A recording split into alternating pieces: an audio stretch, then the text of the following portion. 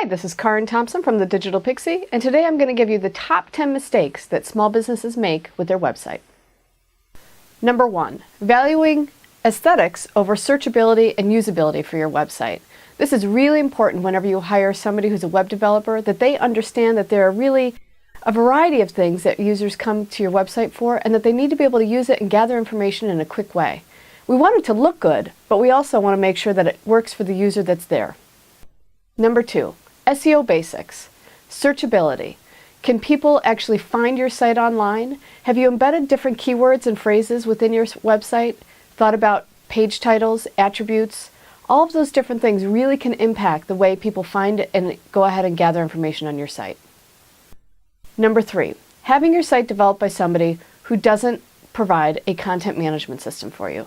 There's nothing worse than having a site where you see an error or an addition or a change you want to make, yet you don't have the ability to change it. Make sure your site is built on a content management system. I suggest WordPress.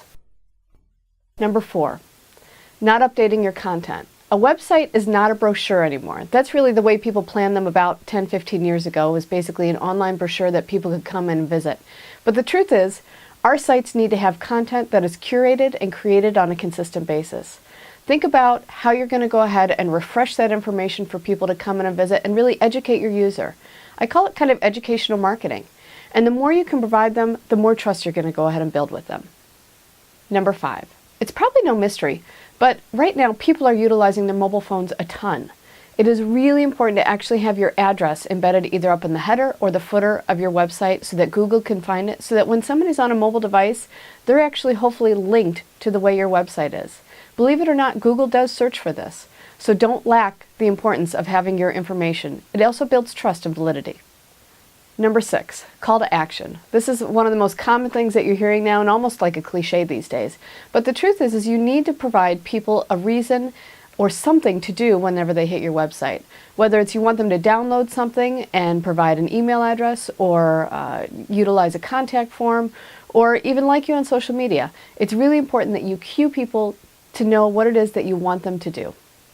Number 7, failing to engage. Here's the bottom line. If I have a choice between reading text, looking at images, or reviewing video and seeing how somebody might fit me, chances are I'm going to really go for the video. Secondary, I'm definitely going to look at the images. Tertiary, the text I'm going to scan through very quickly. So make sure the text that you include on your site is brief, concise, to the point. Make sure the images are dynamic and interesting to look at. And most importantly, take advantage of video. It is a huge seller for people. And believe it or not, they're going to stick around and listen to what you have to say. Number 8, not tracking your results. If you're not taking advantage of a free tool such as Google Analytics to look at how people are visiting your site, how long they're staying, and when they're leaving, you're really missing the boat. Take the time to go ahead and take a look at your Google Analytics. Make sure you understand your customer and why they're there. Number 9, missing trust in social icons. This is what really builds some sort of credibility for yourself. Whether it's from the Better Business Bureau or an organization that you belong to, or even just your social media icons, people are going to trust that you understand and that you're a part of the community. Number 10, think about a keyword-rich domain. If you're in your industry, what are the keywords that people search for to find you? And figure out how you can go ahead and work those into a URL.